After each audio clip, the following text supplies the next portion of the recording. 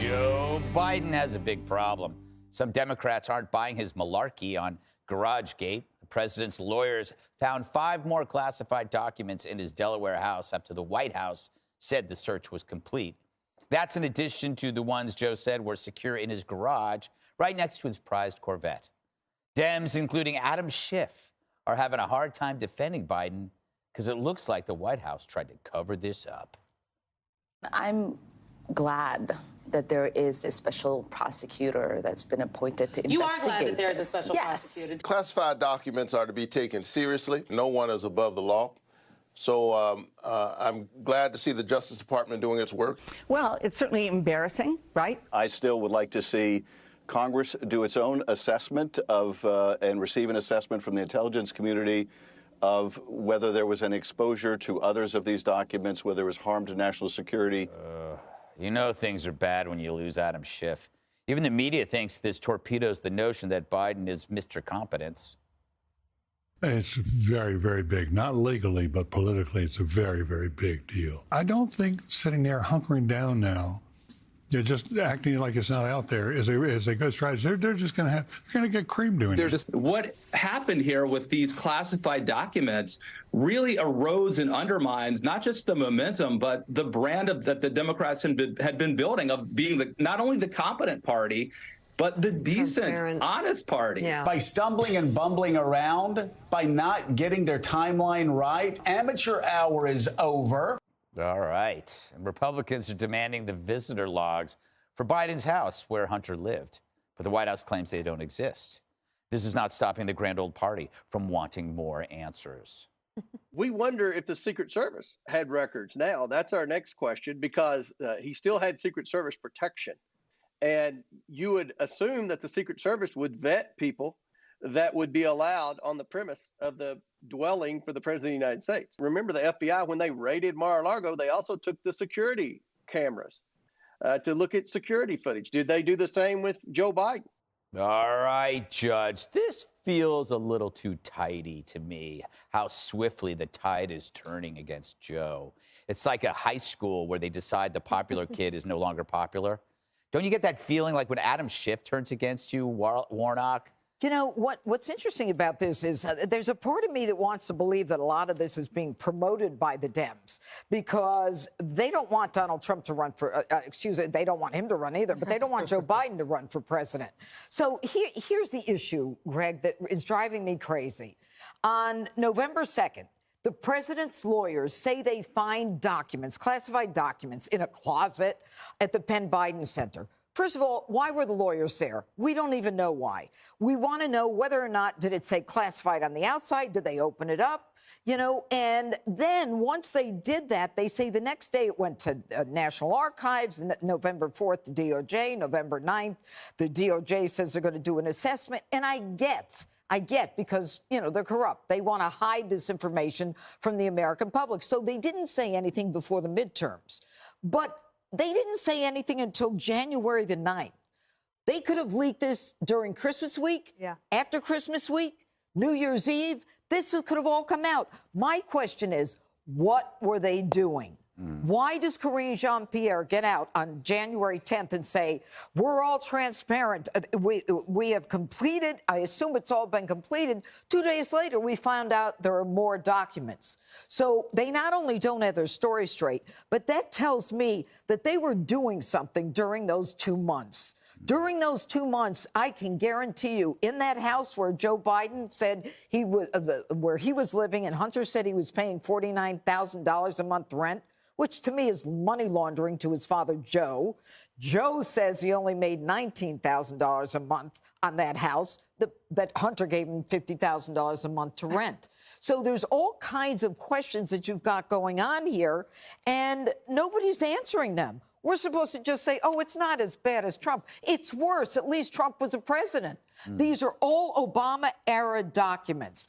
And I got to say one more thing. Andrew McCabe, of all people to talk about this, this guy gets thrown out of the FBI for leaking documents. He comes around and he says, you know what? We really should not give the Republicans anything, and we should let them do whatever they want to do, but don't cooperate. And at the end of the day, it's a huge gift to Trump. That's all. Oh, really? All right, Dana. I get the feeling that, like, Biden was kind of like the fake ID that got the Democrats into the bar. By Democrats, I mean Kamala Harris. They don't need him anymore. Well, so that this is their way of pushing him out. Though I do think now they might be stuck with him because his approval rating's going up a little bit more. They realize that a bloody primary on their side would be pretty bad. Americans usually re-elect their presidents. Very unusual not to give them a second term. And so I think the Biden people, until this happened, were thinking this will be a walk in the park. This does make it more difficult, but I don't see any Democrat coming out and actually challenging them. It is good for the Republicans. Remember, Biden said we're going to be the return to normal. We're going to be the return to everything's competent, everything's fine. No one ever has to think about us. No one has to worry about us. And that is certainly turning out not to be true. On this story, they are challenging the Afghanistan withdrawal debacle in terms of a communications failure. This is so interesting that they continue to extend the bad news cycle by having a drip, drip, drip out there. Joe Scarborough mentioned something. He said the timeline keeps changing. Something that drives the media crazy is if the timeline changes. Like, but wait, you said this and now this. But you're looking at these dates like, that doesn't make sense. Why wouldn't you have said it? But you knew on the 18th. And then the press secretary is like, well, yeah, she can't answer any of those questions in a way that makes a lot of sense anyway. That's why I don't keep a timeline.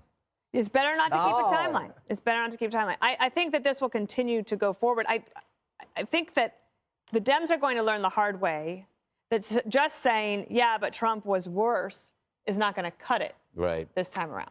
That's true. You know, Joy, I really want to say the walls are closing in, but I know I would be culturally appropriating CNN. The walls are closing The walls are closing in, Joey. You know, they've cut him off at his knees here. To use the cliche.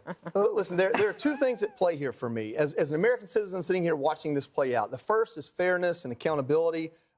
Investigate Trump for what had happened, investigate Biden for what had happened. They both should be held accountable for violating protocols that I would be ruined over as a young Marine. And I love President Trump as a president. I voted for him twice. That's true.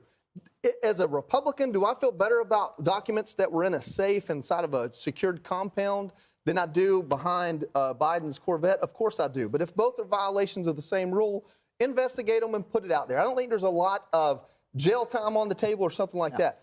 But if I want to talk about the second issue that as a partisan really is important to me, it's this fact that my buddy Luke that lives at my house about half the time and loves to partake in green cigarettes pointed out to me. He looks at me one day in my gym in the basement and goes, you know, they do everything they accuse Republicans of doing. And he says they because he doesn't align. But it's true. I mean, they call us racist while they're pushing CRT and this idea of front-of-the-line equity. They call us war hawks while they're droning American citizens abroad and funding a war against Russia. They call us insurrectionists while they're burning City Hall.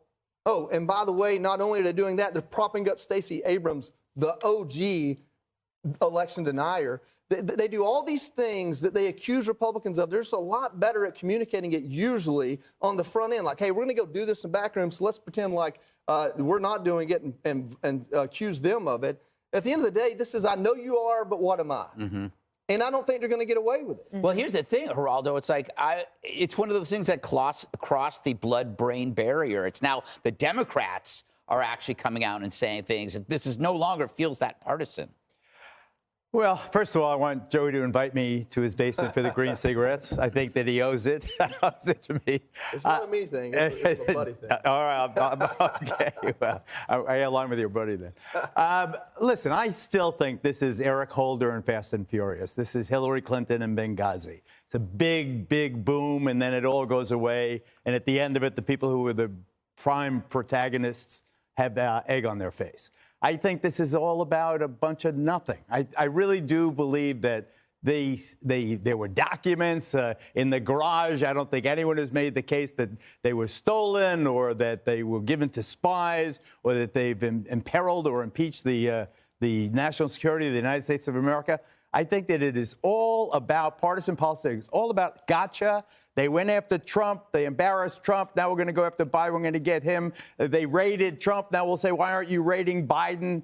They'll use it in a sense as a political bludgeon. They're all about nothing. But isn't that wrong? I mean, nowhere. How is that wrong? We're starting at that step. Wrong, right? That's why I'm not a politician, nor am I politically correct. I cannot imagine what life is like if this is what you do all day, is pursue these meaningless, empty, irrelevant scandals only because the other party did it. It is partisanship, pure and simple. And and when I see Joe Scarborough and the other Democrats chickening out and saying, the amateur hour, and maybe we are bad, it reminds me so much of Russia.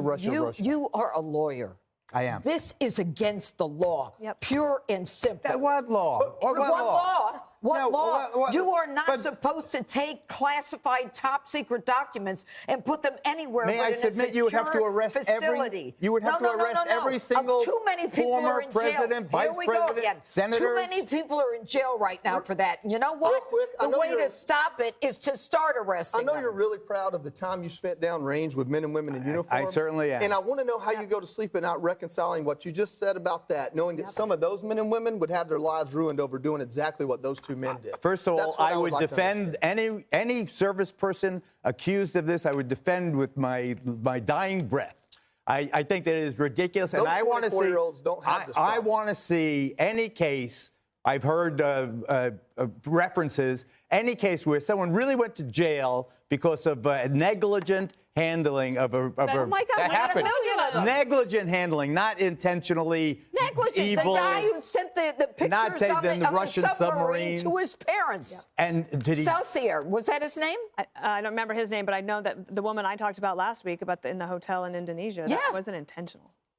She's in jail. We got to move on. Hi, everyone. I'm Brian Kilmeade. I want you to do me a favor. I want you to click to subscribe to the Fox News YouTube page. This is the only way that I know for sure that you're not going to miss any great commentary, any great news bites, any great interviews coming your way on Fox. You can get it all here on YouTube. So subscribe right now.